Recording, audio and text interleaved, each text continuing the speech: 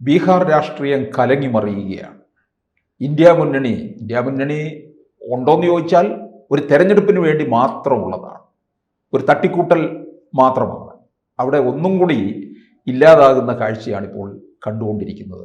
Seat വിഭജനത്തിൽ തർക്കമിതാണെങ്കിൽ ഏതെങ്കിലും തരത്തിൽ അധികാരത്തിലേക്ക് വന്നാൽ എന്തായിരിക്കും സംഭവിക്കുക എന്നുള്ളത് നമുക്ക് ഊഹിക്കാവുന്നതേ ഉള്ളൂ.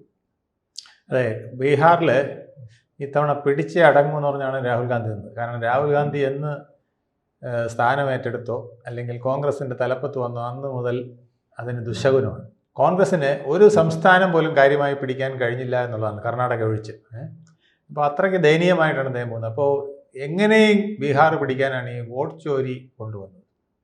ആ വോട്ട് ചോരിയിൽ വലിയ പ്രഖ്യാപനങ്ങൾ നടത്തി ഞങ്ങളിപ്പം ബീഹാർ പിടിച്ചടക്കും, അതിന് വേണ്ടിയിട്ട് വലിയ പണം മുടക്കി സുപ്രീം കോടതിയിൽ പോരാട്ടം, ലോകത്തെങ്ങും ഇല്ലാത്ത പ്രദർശനങ്ങൾ, ബോംബ്, ഹൈഡ്രജൻ ബോംബ്, അണുബോംബ് എല്ലാം പൊട്ടിച്ചു. പക്ഷേ എന്നിട്ടും ഫീൽഡിൽ വന്നപ്പോൾ അവിടെ വോട്ട് ചോരി ഏറ്റില്ല എന്ന് മാത്രമല്ല, ഇപ്പോൾ അവിടെ പാർട്ടികൾ, ഇന്ത്യ മുന്നണിയിലെ പാർട്ടികൾ തമ്മിൽ സീറ്റ് ചോരി നടത്തിക്കൊണ്ടിരിക്കുകയാണ്. RJയുടെ സീറ്റ് കോൺഗ്രസ് ചോരിയാവുന്നു, കോൺഗ്രസിൻ്റെ സീറ്റിൽ RJD ചോരിയാകുന്നു. അങ്ങനെ സീറ്റ് ചോരിയാണ് ഇപ്പോൾ ഇവിടെ നടന്നുകൊണ്ടിരിക്കുന്നത്. എല്ലാവർക്കും സീറ്റിന് വേണ്ടിയുള്ള അടി.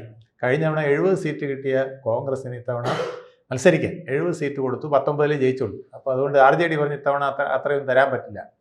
അപ്പോഴാണ് രാഹുൽ ഗാന്ധി പറഞ്ഞത്, ഞാനിവിടെ വോട്ട് ചോരി ജാഥ നടത്തി വലിയ പ്രകടനം നടത്തിയിരിക്കുകയാണ്, അതുകൊണ്ട് എനിക്ക് കൂടുതൽ സീറ്റ് തരണം. അങ്ങനെ കിട്ടുമെന്ന് പ്രതീക്ഷിച്ചിരുന്നപ്പോഴാണ് RJD ഒരു സർവേ നടത്തിയപ്പോൾ RJDക്ക് മനസ്സിലായി ഈ വോട്ട് ചോരി നടത്തിയ കാരണം കുറേ വോട്ടുകൾ പോകാനാണ് സാധ്യത. കാരണം ബീഹാർ ജനതയ്ക്ക് ഇഷ്ടമല്ല. നമ്മുടെ ഇവിടെ ബീഹാറിൽ നിന്ന് വന്ന, അല്ലെങ്കിൽ നമ്മൾ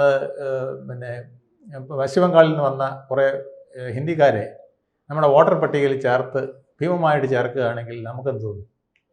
ഇത് തന്നെയാണ് ബീഹാറുകാർക്കും തോന്നുന്നത്. ബംഗ്ലാദേശിൽ നിന്ന് വന്ന് ഇവിടെ കുടിയേറി ഇവിടെ ശല്യം ഉണ്ടാക്കിക്കൊണ്ട് നടക്കുന്ന ഇവനെയൊക്കെ പിടിച്ച് വോട്ടർ പട്ടികയ്ക്ക് കയറ്റാനല്ലേ നിങ്ങളൊക്കെ ശ്രമിക്കുന്നതെന്നാണ് അവിടുത്തെ സാധാരണ ജനത്തിൻ്റെ ആരോപണം. ഇത് തന്നെ ബംഗാളിലും സംഭവിക്കുന്നത്. അതൊക്കെ ശരിയാണ്. അതാണ് അമിത്ഷാ ചോദിച്ചത്, വോട്ട് ചോരി പറയാൻ ഇനി രാഹുൽ ഗാന്ധിക്ക് ചുണയുണ്ടോ? രാഹുൽ ഗാന്ധി വെട്ടിലായി നിൽക്കുന്നത് 2 കാര്യത്തിലാണ്. അവിടെ വോട്ട് ചോരി പറഞ്ഞ് ബഹളം നടത്തിയതിനാൽ ജനങ്ങളിൽ അകന്നു. വോട്ട് ചോരിയുടെ പേരും പറഞ്ഞ് കോൺഗ്രസ്സുകാരെ മുഴുവൻ കൂട്ടി നമുക്ക് കൂടുതൽ സീറ്റ് കിട്ടും, കൂടുതൽ സീറ്റിൽ നിങ്ങൾക്ക് മത്സരിക്കാൻ ചാൻസ് കിട്ടും, അതുകൊണ്ട് ഈ വോട്ടില്ലാത്ത കള്ളന്മാരെ, വിദേശ പൗരന്മാരെ എല്ലാം കൂട്ടിക്കോണം, അതിനോടൊപ്പം നിങ്ങളും കൂടെ നിന്ന് എൻ്റെ ജാഥ വിജയിപ്പിക്കണം. എന്തായാലും അവർ ജാഥ ഒരുവിധം തെറ്റില്ലാതെ കൊണ്ടു നടന്ന് വിജയിപ്പിച്ചു. ഇപ്പോൾ രാഹുൽ ഗാന്ധിക്ക് ബീഹാറിൽ കയറാൻ നിവർത്തിയില്ല. കയറിയാൽ അടി കിട്ടും. ഇന്നലെ അവിടുത്തെ ബീഹാറിൻ്റെ കോൺഗ്രസ് അധ്യക്ഷന് അടി കിട്ടി എയർപോർട്ടിൽ വെച്ച്. അദ്ദേഹത്തിൻ്റെ പേര് രാജേഷ് റാം എന്നാണ് അദ്ദേഹത്തിൻ്റെ പേര്. ആ രാജേഷ് റാമിന് അവിടെയായിട്ട് അടി കിട്ടി കോൺഗ്രസിൻ്റെ അധ്യക്ഷന് എയർപോർട്ടിൽ നിന്ന് വെളിയിറങ്ങാൻ സമ്മതിച്ചില്ല. അവിടെയിട്ട് തന്നെ ആളെല്ലാം കൂടെ പിടിച്ചു. എവിടെയാണ് സീറ്റ്? താൻ പറഞ്ഞ സീറ്റ് എവിടെയെന്ന് ചോദിച്ചു. വോട്ട് ചോരിക്കൊക്കെ വരാൻ പറഞ്ഞിട്ട് ഞങ്ങൾ ഉള്ള കള്ളന്മാരെ എല്ലാം വിളിച്ചുകൊണ്ട് വോട്ട് ചോരിക്ക് വന്നു. എന്നിട്ട് നിങ്ങൾ ഞങ്ങൾക്ക് സീറ്റ് തരുമില്ലേ? കഴിഞ്ഞ തവണ 70 കിട്ടി, അതിനേക്കാൾ കൂടുതൽ കിട്ടുമെന്ന് തരുന്നത്. എവിടെ സീറ്റ്? പോയി RJD നിന്ന് വാങ്ങിച്ചുകൊണ്ട് പോകാമെന്ന് പറഞ്ഞുകൊണ്ട് വരട്ടാണ്. ഇയാൾക്ക് മാത്രമല്ല, അവിടുത്തെ മുതിർന്ന കോൺഗ്രസ് നേതാക്കളെല്ലാം രംഗം വിട്ടിരിക്കുകയാണ്. അപ്പോൾ രാഹുൽ ഗാന്ധിയോട് ആളുകൾ പറഞ്ഞിട്ടുണ്ട്, അങ്ങോട്ടൊന്നും ഇപ്പോൾ കയറി വരരുത്, വന്നാൽ ചിലപ്പം കരണക്കുറ്റിക്ക് ഒരെണ്ണം കിട്ടിയാൽ ഞങ്ങളെ കുറ്റം പറയരുത് എന്നാണ് അവസ്ഥ. അതാണ് അമിത്ഷാ ചോദിച്ചത്, ചുണയുണ്ടോ ഒന്നുകൂടെ വന്ന് വോട്ട് ചോരി പറയാനെന്ന്. ഇങ്ങനെ ബുദ്ധിമുട്ടി നിൽക്കുന്നതെന്ന് മാത്രമല്ല, 9 ഇടത്ത് ഇപ്പം RJDയും കോൺഗ്രസും തമ്മിൽ നേരിട്ട് മത്സരിക്കുകയാണ്. ഈ കോൺഗ്രസ് അധ്യക്ഷൻ്റെ സീറ്റിൽ RJD സ്ഥാനാർത്ഥിയെ നിർത്തിയിരിക്കുകയാണ്. അവിടെ വലിയ ഫൈറ്റ്, ഡയറക്റ്റ് ഫൈറ്റ് നടക്കാൻ പോണേ. അപ്പോൾ അവർ അങ്ങനെയാണെങ്കിൽ ഞങ്ങൾ തേജസ്വി യാദവിൻ്റെ സീറ്റിൽ സ്ഥാനാർത്ഥിയെ നിർത്തുന്നു. പക്ഷേ നിർത്താൻ പറ്റില്ല, കാരണം അതിൻ്റെ നാമനിർദ്ദേശ പത്രിക കൊടുക്കാനുള്ള സമയം കഴിഞ്ഞു. ഒന്നാം ഘട്ടത്തിലെ 121 മണ്ഡലത്തിൽ 2 എണ്ണത്തിലാണ് അങ്ങേര് കയറി മത്സരിക്കുന്നത്. അപ്പോൾ അവിടെ ഇനിയിപ്പോൾ ആ രക്ഷയില്ല. അപ്പോൾ അതുകൊണ്ട് അവിടെ പോയി ഇനി സീറ്റ് കോൺഗ്രസിനെതിരെ മത്സരിക്കാം. പക്ഷേ ഞങ്ങൾ അടി കൂടെ പാര വയ്ക്കുമെന്ന് പറഞ്ഞുകൊണ്ടാണ് ഇപ്പോൾ നടക്കുന്നത്. അല്ലെങ്കിൽ ഞങ്ങളുടെ സീറ്റുകളും പ്രശ്നങ്ങളും എല്ലാം ഒതുക്കി തരണം. ഇതിനിടയ്ക്ക് സീറ്റ് ചോരിക്ക് പുറമെ സീറ്റ് ഖരീദി നടക്കുന്നുണ്ട്. വിലയ്ക്ക് വാങ്ങാം സീറ്റ് എന്നും പറഞ്ഞുകൊണ്ട് നടക്കുന്നുണ്ട്. അവിടെ ഒരു 2.7 കോടിയാണ് ബീഹാറിൽ ഹിജാബ് എന്ന് പറഞ്ഞൊരു മണ്ഡലത്തിൽ ഒരു സ്ഥാനാർത്ഥിയുടെ നിന്ന് വാങ്ങിച്ചത്. 5 കോടി വരെ വാങ്ങിച്ചവരുണ്ടെന്ന് പറഞ്ഞാൽ അവർ വെളിയിൽ പറഞ്ഞിട്ടില്ല. എന്തായാലും ഈ ഹിജാബ് മണ്ഡലത്തിലെ സ്ഥാനാർത്ഥി പറഞ്ഞ് ഞാൻ 2.7 കോടി കൊടുത്താണ് സീറ്റ് ഒപ്പിച്ചത്. അങ്ങനെ കേട്ടപ്പോഴാണ് നമ്മുടെ മധുബാൽ മണ്ഡലം അവിടുത്തെ പിന്നെ RJDയുടെ നേതാവ്, സീനിയർ നേതാവാണ്, മദൻ ഷാ. അയാൾ RJD നേതാക്കളുടെ വീട്ടിൻ്റെ, ലാലു പ്രസാദിൻ്റെ വീടിൻ്റെ നടയിൽ വന്ന് തറയിൽ കിടന്ന് ഉരുളുക, ഉടുപ്പ് വലിച്ച് കീറുക, എനിക്ക് കാശ് തന്നാലേ വോട്ട് തരുള്ളൂ, സീറ്റ് തരുള്ളൂ എന്ന് പറഞ്ഞു ഭയങ്കര ബഹളം. ഞാൻ ഇത്രയും സീനിയറായ ആളല്ലേ, എന്നോട് 2.5 കോടി 3 കോടി ചോദിച്ചാൽ ഞാൻ എവിടെ നിന്ന് കൊടുക്കാനാണ്, എനിക്ക് സീറ്റ് വേണമെന്ന് പറഞ്ഞാൽ അയാൾ കൊച്ചു പിള്ളേരെ പോലെ പൊട്ടി കരച്ചിലും നെഞ്ചത്തടിയും ബഹളവും എല്ലാം കൂടെ ആയിട്ട് അത് വേറൊന്ന്. ഇങ്ങനെ അവിടെ ബഹളത്തിൻ്റെ ബഹളമാണ്. അതിന് പുറമെ ഇപ്പോൾ JMM ജാർഖണ്ഡ് മുക്തി മോർച്ചക്കാരെല്ലാം കൂടെ മുന്നണി വിട്ടോ എന്ന് പറഞ്ഞ് നിൽക്കുകയാണ്. അവർ ഡയറക്റ്റായിട്ട് 8 സീറ്റിൽ മത്സരിക്കാൻ പോവാം. കോൺഗ്രസും RJD തമ്മിൽ 9 സീറ്റിൽ പോരായേ. അതിന് പുറമെ ഈ സൗഹൃദ മത്സരം എന്നാ പറയുന്നത്, പരസ്പരം തെറിയും അടിയുമാണ്. അതാണ് സൗഹൃദ മത്സരം. ചുരുക്കം പറഞ്ഞാൽ ഇന്ത്യ മുന്നണി ശിഥിലമാകുന്ന ഒരു കാഴ്ചയായി തീർന്നില്ല. അവിടെ CPM, CPI, CPML അവർക്ക് കൊടുത്തിരിക്കുന്ന സീറ്റിൽ പോലും അടിയാണ്. അവിടെ അവർ പരസ്പരം മത്സരിക്കും. CPML കഴിഞ്ഞ തവണ 12 സീറ്റ് കിട്ടിയതാണ്. 12 സീറ്റിൽ വിജയം കിട്ടിയതാണ്. അവർ ഇത്തവണ വലിയ അടിയാണ്. അവർക്ക് കൂടുതൽ സീറ്റ് വേണമെന്ന് പറഞ്ഞു. സീറ്റ് കിട്ടാത്തടത്തൊക്കെ അവർ മത്സരിക്കുന്നു. CPMൻ്റെ CPIയുടെ സീറ്റ് കയറി മത്സരിക്കുന്നു. അവിടെ ആകെ പ്രശ്നമാണ് അവർ തമ്മിൽ. ഇതിൻ്റെ OICയുടെ പാർട്ടി 12 സീറ്റിലും കണ്ട് സ്ഥാനാർത്ഥി നിർത്തിയിട്ടുണ്ട്. JMM ഇപ്പോൾ 8 സീറ്റിൽ സ്ഥാനാർത്ഥി നിർത്തി. ഇനി നീ അങ്ങോട്ട് ജാർഖണ്ഡ് വാ കാണിച്ചു തരാമെന്ന് പറഞ്ഞുകൊണ്ടാണ് JMMകാർ നിൽക്കുന്നത്. കഴിഞ്ഞ തവണ 12 സീറ്റ് RJDക്ക് കൊടുത്തതാണ് അവർ. 6 സീറ്റ് ജാർഖണ്ഡിൽ RJDക്ക് കൊടുത്തതാണ്. അപ്പോൾ ഇവിടെ 12 സീറ്റാണ് അവർ ചോദിച്ചത്. കാരണം വലിയ സംസ്ഥാനമാണല്ലോ, RJD കൊച്ചു സംസ്ഥാനമാണ്. എന്നിട്ട് ഞങ്ങൾ 12 സീറ്റ് 6 സീറ്റ് നിങ്ങൾക്ക് തന്നില്ലേ.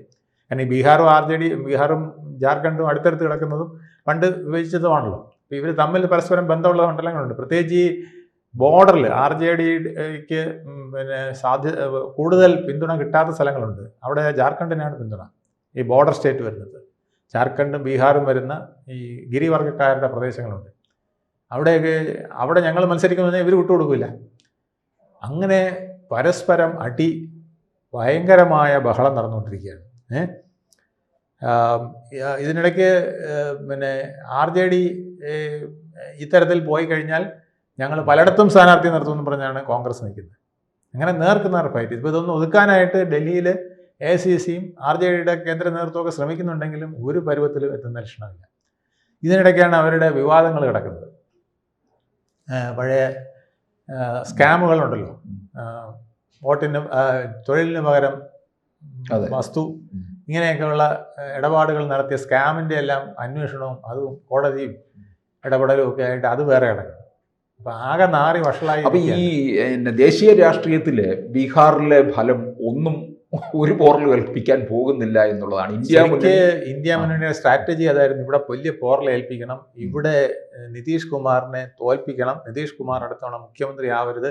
അങ്ങനെ നിതീഷ് കുമാറിനെ പിണക്കി ഈ നരേന്ദ്രമോദിക്ക് 10 സീറ്റ് അവിടെ കൊടുത്തിരിക്കുന്ന പിന്തുണ പിൻവലിപ്പിക്കണം ഇയാളെ കൊണ്ട്. എന്നിട്ട് ഈ നരേന്ദ്രമോദി മന്ത്രിസഭയെ താഴെ ഇടണം. ഇങ്ങനെ വലിയ പ്ലാനായിരുന്നു ഈ വോട്ട് ചോരിയുടെ മുന്നിൽ വലിയൊരു കഥയുണ്ട്. ഇന്ത്യ ഗവൺമെൻറ്റിനെ അടിത്തറ ഇളക്കി പൊളിച്ചെടുക്കുക ബീഹാർ ഇലക്ഷൻ കഴിയുമ്പോൾ. അങ്ങനെ വൈദേശികവും പിന്നെ പാകിസ്ഥാനും പിന്നെ ബംഗ്ലാദേശും ഇന്ത്യയിലെ പാകിസ്ഥാൻ പൗരന്മാരും എല്ലാം കൂടെ ചേർന്ന് വലിയൊരു പ്ലാൻ തയ്യാറാക്കിയതാണ് ഈ വോട്ട് ചോരി. ആ വോട്ട് ചോരി പൊളിഞ്ഞു പോയി എന്നുള്ളതാണ്. ഇപ്പോൾ വോട്ട് ചോരി മിണ്ടിയ അടിയാണ്. അതിന് വരെ ഇപ്പോൾ സീറ്റ് ചോരിയാണ് നടക്കുന്നത്. അതിന് പുറമെ കാശ് വാങ്ങിക്കുക. 2.5 കോടി 5 കോടി വരെയൊക്കെ ഓരോരുത്തരുടെ RJDക്കാർ കാശ് മേടിക്കുക. ഇപ്പം ലാലു വിചാരിക്കുന്നത് ഇനി ജയിച്ചാലും തോറ്റാലും വേണ്ടിയില്ല, കുറേ കാശിങ് പോരട്ടെ. 243 സീറ്റില്ലേ, അതിൽ 70 പിന്നെ 60 മറ്റേ കോൺഗ്രസിന് കൊടുക്കുള്ളൂ. അതിലും കുറച്ചേ കൊടുക്കുള്ളൂ എന്നാണ്. ഇപ്പം അതിപ്പോൾ 2ാം ഘട്ടം തീരുമാനമായിട്ടില്ല. അതിലും കുറയ്ക്കുമെന്ന് പറഞ്ഞുകൊണ്ടാണ് നിൽക്കുന്നത്. കാരണം ഈ വോട്ട് ചോരി എന്ന് പറഞ്ഞൊരു കുന്തം എടുത്തിട്ടുണ്ട്. അല്ലെങ്കിൽ ഞങ്ങൾ നിതീഷിൻ്റെ ഭരണവിരുദ്ധം പറഞ്ഞ് മാത്രം തന്നെ ഞങ്ങൾ ജയിച്ചേനെന്നാണ് ഇപ്പം തേജസ്വി പറയുന്നത്. തൻ്റെയൊക്കെ പുറകെ വന്ന് ഈ വോട്ട് ചോരി പറഞ്ഞതാണ് ഞങ്ങൾക്ക് വലിയ അപകടമായിരിക്കുന്നത്. അതില്ലാതെ ഈ നാട്ടുകാരുടെ ഇടയിൽ ഞങ്ങൾ ഹീറോ ആയിരുന്നു. കാരണം ഈ നിതീഷിൻ്റെ 20 വർഷത്തെ ഭരണം കാരണം അവർ മടുത്തിരിക്കുകയായിരുന്നു. ചുമ്മാ ഞാൻ വോട്ട് തന്നേനെ, ആ വോട്ടും കൂടെ നിങ്ങൾ കളഞ്ഞു, അതുകൊണ്ട് നിങ്ങൾക്ക് സീറ്റില്ല, ഒരു സീറ്റും തരില്ല എന്നുകൊണ്ടാണ് RJD കിടന്ന് വെള്ളം വയ്ക്കുന്നത്. ഈ തന്നിരിക്കുന്ന 10-9 സീറ്റിൽ ഒതുങ്ങിക്കോണം. അപ്പോൾ 60 സീറ്റാണ് ആദ്യം കൊടുക്കാമെന്ന്. ഇപ്പോൾ അതുപോലും കൊടുക്കില്ല എന്നുള്ള മട്ടില്ല. അപ്പോൾ 9 സീറ്റിലാണ് അവിടെ ഈ സൗഹൃദ മത്സരം കൊണ്ട് അടിയും തെറിയായിട്ട് മത്സരം നടക്കുന്നത്. ഇതിനിടയ്ക്ക് പിന്നെ കോൺഗ്രസ്സുകാർ മറ്റേ നരേന്ദ്രമോദിയുടെ അമ്മയ്ക്ക് പറഞ്ഞ് അവന് സീറ്റ് കൊടുക്കാൻ പോയി. അപ്പോൾ RJD കൂടെ ചാടി മേലെ മിണ്ടി പോരുത്, അവിടെ വോട്ട് പേരിൽ തന്നെ വോട്ട് പോകാൻ പോവുകയാണ് ഇപ്പം. ഇനിയിപ്പോൾ നരേന്ദ്രമോദിയുടെ അമ്മയ്ക്ക് പറഞ്ഞുകൊണ്ട് അവർക്ക് ഇലക്കാനായിട്ട് സാധനം ഇട്ടു, അവനെ സീറ്റ് കൊടുക്കരുത്, അവനെ ഓടിക്കാൻ പറഞ്ഞു കൊടുക്കും. അങ്ങനെ ഇപ്പോൾ അയാൾക്ക് സീറ്റ് കൊടുത്തിട്ടില്ല. ഇങ്ങനെയൊക്കെയാണ് ബീഹാറിലെ കാര്യങ്ങളുടെ പോക്ക്. അപ്പോൾ ഇന്ത്യ മുന്നണിയാണെങ്കിൽ 101 വീതം അവർക്ക് സീറ്റ് RJDയും പിന്നെ JDയും BJPയും തമ്മിൽ സീറ്റ് ചർച്ച നടത്തി ഒതുക്കി. ബാക്കി ഘടകകക്ഷികൾക്കെല്ലാം സീറ്റ് ഒരുവിധം പറഞ്ഞൊതുക്കി കൊടുത്ത് സമാധാനമായിട്ട് അവർ ഇലക്ഷനിലേക്ക് തുടക്കം കഴിഞ്ഞു. ഇപ്പോൾ 24-ാം തീയതി പ്രധാനമന്ത്രി നരേന്ദ്രമോദി വന്നവിടെ വൻ പ്രചരണം ആരംഭിക്കാം. നരേന്ദ്രമോദിയും അമിത്ഷായും ഒക്കെ കൂടെ ചേർന്ന് 25ഓളം റാലികൾ നടത്തുന്നതാണ്. വൻ പരിപാടിയാണ് അവരിടുന്നത്. ബീഹാർ പിടിച്ചേ അടങ്ങുമെന്ന് പറഞ്ഞാണ് നിൽക്കുന്നത്. കാരണം ബീഹാറിൽ ഒരു സ്കോപ്പും ഇല്ലാതെ നിൽക്കുകയായിരുന്നു.